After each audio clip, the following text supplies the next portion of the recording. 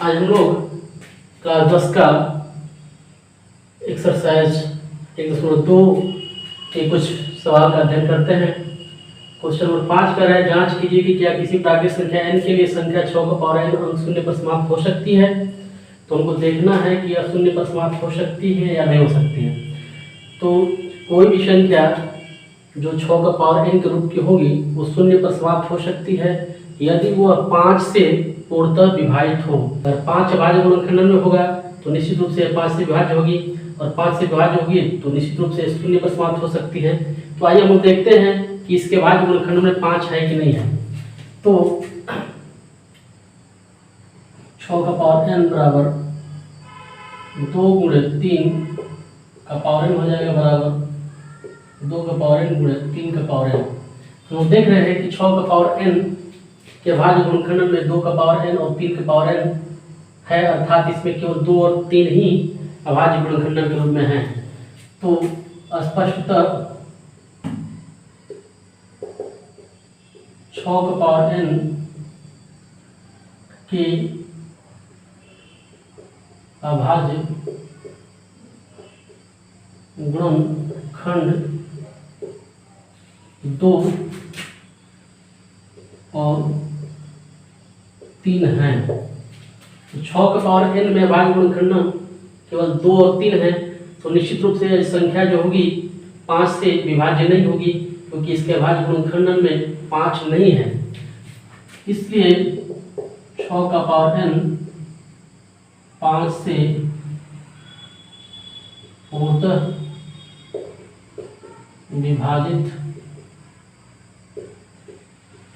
नहीं है, क्योंकि इसके अभाज्य गुणनखंड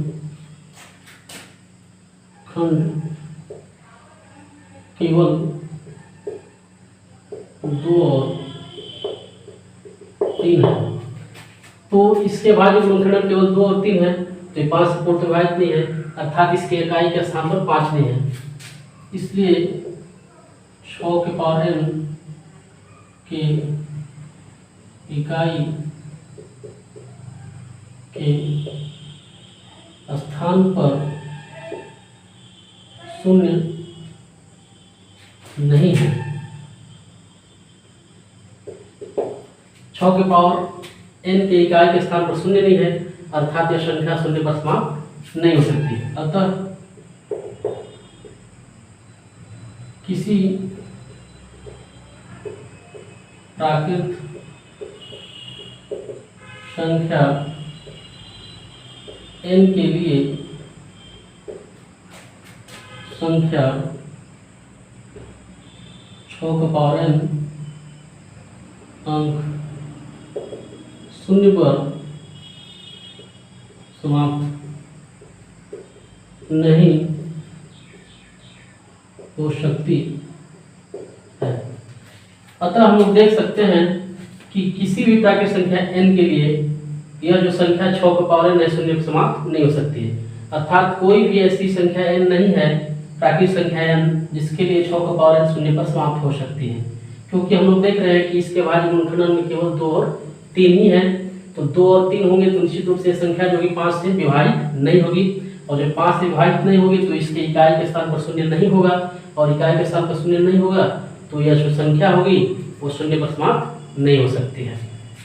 तो 6 का सॉल्यूशन लिखते हैं। कह रहा व्याख्या कीजिए कि 7 गुणे 11 गुणे 13 प्लस 13 और 7 गुणे 6 गुणे 5 गुणे 4 गुणे 3 गुणे 2 गुणे 1 प्लस 5 भाज्य संख्याएं क्यों हैं। तो हम लोग देखते हैं सॉल्यूशन। यहाँ पर पहली बार देखते हैं इसको 7 गुणे 11 गुणे 13 प्लस 13 बराबर, इसमें दोनों में हमारा कॉमन है वरिष्ठ 13, 13 बार कर लेते हैं। 13 गुणे 7 गुणे 11 प्लस 1 इज इक्वल टू 13 गुणे 11 से 77 हो जाएगा, 77 प्लस 1 13 गुणे 77 और 1 78 हो जाएगा। इस गुणे इज इक्वल टू 13 गुणे 77, ये 78 का भी गुणन कर सकते हैं, तो 78 को कर सकते हैं हम लोग 2 गुणे 3 गुणे 13। 2 3 6, 6 और 13 गुणा करें तो 6 का 78 हो जाएगा। दिस इक्वल टू 2 गुणे 3 गुणे 13 का पावर 2 हो जाएगा। इस प्रकार से इसके अभाज्य गुणनखंडन के रूप में हमें ये प्राप्त हुआ। तो स्पष्टतः यह क्या है, एक भाज्य संख्या।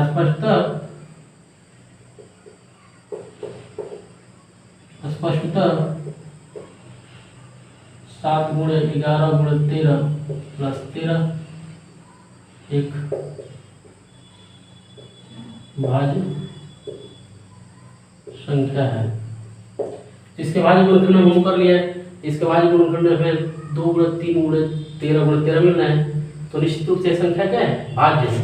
अब हम लोग उसको देखते हैं। 7 गुणे 6 गुणे 5 गुणे 4 गुणे 3 गुणे 2 गुणे 1 प्लस 5। तो इन दोनों में हमारा 5 वरिष्ठ है, 5 बाहर कर लिया। तो 7 गुणे 6 गुणे 4 गुणे 3 गुणे 2 गुणे 1 प्लस 1 दिस इक्वल टू 5 गुणे ये 7 6 का 42 हो जाएगा। 42 गुणे 4 3 5 2 24 प्लस 1 इस इक्वल टू 5 गुणे 42 और 24 का गुणा करते हैं। 42 गुणे 24 4 9 के 8 4 4 का 16 2 9 के 4 4 9 के 8 8 6 4 10 8 1 9 और 1 10 1008। तो 1008 प्लस 1 5 गुणे 1009। इसका गुणनखंड नहीं किया जा सकता है। तो ये दो संख्याओं के गुणनफल के रूप में आ गया। तो इसके भी अभाज्य गुणनखंड हमारे 2 हो गए। तो यह जो संख्या है क्या है, एक भाज्य संख्या है। इसलिए स्पष्टतः 7 गुणे 6 गुणे 5 गुणे 4 गुणे 3 गुणे 2 गुणे 1 प्लस 5 एक भाज्य संख्या है। ये दो संख्याओं के गुणनफल के रूप में आ गया। तो इसके भाज्य गुणनखंड 2 मिल गए। तो यह क्या है, स्पष्टतः जो है ये भी क्या है, भाज्य संख्या है। क्योंकि ये दो अभाज्य संख्याओं के गुणनफल के रूप में हमने इसको दिखा दिया। तो भाज्य संख्या इस प्रकार से दोनों जो संख्याएं हैं वो भाज्य संख्याएं हैं। अब हम लोग क्वेश्चन नंबर 7 का सॉल्यूशन देखते हैं। कह रहा है कि किसी खेल के मैदान के चारों ओर एक वृत्ताकार पथ है। इस मैदान का एक चक्कर लगाने में सोनिया को 18 मिनट लगते हैं, जबकि इसी मैदान का एक चक्कर लगाने में रवि को 12 मिनट लगते हैं। मान लीजिए कि वे दोनों एक ही स्थान और एक ही समय पर चलना प्रारंभ करके एक ही दिशा में चलते हैं। कितने समय बाद वह पुनः प्रारंभिक स्थान पर मिलेंगे। तो इसमें जो है हमारा जो है 18 मिनट है और 12 मिनट है। इसको एक चक्कर लगाने में, मान लीजिए हमारा मैदान है, तो इसको यहाँ से प्रारंभ करते हैं। तो इसको एक चक्कर लगाने में एक को 18 मिनट और एक को 12 मिनट लगते हैं। तो हम क्या करते हैं कि अब एक का कम समय, एक का ज़्यादा समय है, तो निश्चित रूप से ये बारी बारी से आगे पीछे चक्कर लगाएंगे। लेकिन एक समय ऐसा भी आएगा कि ये दोनों का स्थान एक हो सकता है उस समय के बाद। तो हमें उस समय को ज्ञात करना है कि कितने समय के बाद जो दोनों का स्थान होगा एक आ जाएगा, यानी कि प्रारंभिक स्थान आ जाएगा। तो हम लोग क्या करते हैं, 18 का पद देखते हैं। 18 का अपवर्त्य, 18 का पद निकालते हैं। तो 18 36 54 72, यानी कि 18 का टेबल हम पढ़ लेते हैं। 18 18 36 38 64 72 18 5 90 18 108 18 7 136 18 7 126 144 162 इसी तरह से डॉट डॉट आगे भी। फिर हम लोग देखते हैं 12 के अपवर्त्य, 12 का अपवर्त्य। तो 12 का हो जाएगा 12 2 24 12 3 36 12 4 48 12 5 60 12 7 72 12 7 84 12 8 96 12 9 108 12 9 120 डॉट डॉट डॉट। तो ये दोनों का समय है, यह जो है इस तरह से बढ़ेगा, चक्कर लगाएगा। तो पहला जो होगा 18 मिनट के बाद एक चक्कर लगा लेगा, फिर 36 मिनट के बाद एक चक्कर लगाएगा, फिर 54 मिनट के बाद चक्कर लगा लेगा, फिर 72 मिनट के बाद इस तरह से एक चक्कर लगाते रहेगा।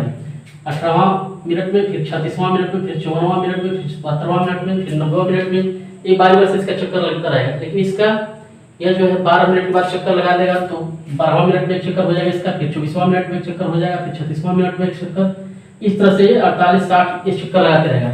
तो इन दोनों का जो समय, इसमें जो कॉमन समय होगा वह समय पर ये दोनों एक साथ एक स्थान पर होंगे, यानी कि प्रारंभिक स्थान पर होंगे। तो हम लोग देखते हैं कि जो वरिष्ठ समय है दोनों का, तो 18 है, 36 है, यहाँ पर 36 है और यहाँ पर 36 है, तो 36 और 36 ये जो समय आएगा यानी 36 मिनट, इसके लिए भी तो दोनों एक ये स्थान पर होंगे, यानी कि प्रारंभिक स्थान पर होंगे। उसी प्रकार से इसके आगे 72 जो मिनट होगा, 72वां मिनट, उसमें भी ये दोनों एक साथ प्रारंभिक स्थान पर होंगे। इस तरह से आपका ये आगे जो 108वां मिनट होगा उसमें भी प्रारंभिक स्थान पर होंगे। तो इनमें जो है ये जो अपवर्त्य समान है, वरिष्ठ अपवर्त्य है, इनमें जो सबसे लघुत्तम अपवर्त्य है वो 36 है। तो यानी 36 मिनट में दोनों, 36वां मिनट में दोनों क्या होंगे, एक ही स्थान पर, प्रारंभिक स्थान पर होंगे। इसलिए 12 तथा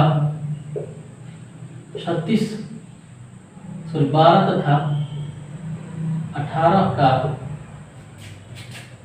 लघुत्तम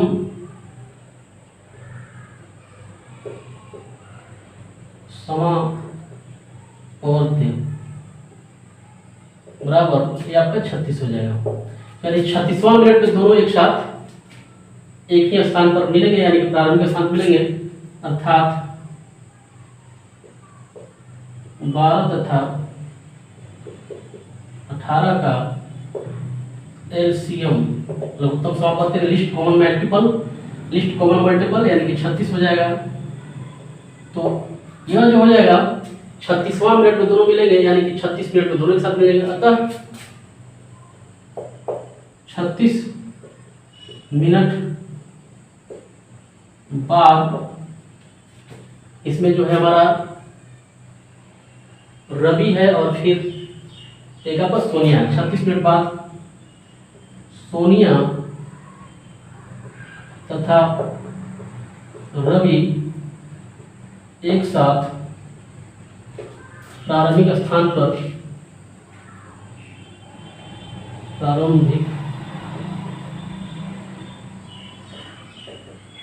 स्थान पर मिलेंगे। तो इस प्रकार से 36 मिनट के बाद दोनों एक साथ एक स्थान यानी प्रारंभिक स्थान पर मिलेंगे। तो हमने इस प्रकार से इसका लघुत्तम समावर्त्य निकाला है। आप चाहें तो इस तरह से निकाल सकते हैं सीधे। 12 और 18 का एलसीएम निकालने के लिए हम लोग इसका विभाजन विधि का प्रयोग कर लेंगे। तो 2 6 12, 2 9 18, फिर 3 9 6, 3 3 9। इस तरह से इसका एलसीएम हो जाएगा। एलसीएम बराबर 2 × 3 × 2 × 3, तो ये जो हमारा आ जाएगा 36। तो 36 मिनट इस तरह से भी आ जाएगा। तो आप चाहें तो विभाजन विधि का प्रयोग कर लेंगे, या तो इस तरह से भी निकाला जा सकता है। तो इस प्रकार से हम लोग देख रहे हैं कि 36 मिनट बाद दोनों जो होंगे सोनिया और रवि प्रारंभिक स्थान पर मिल जाएंगे।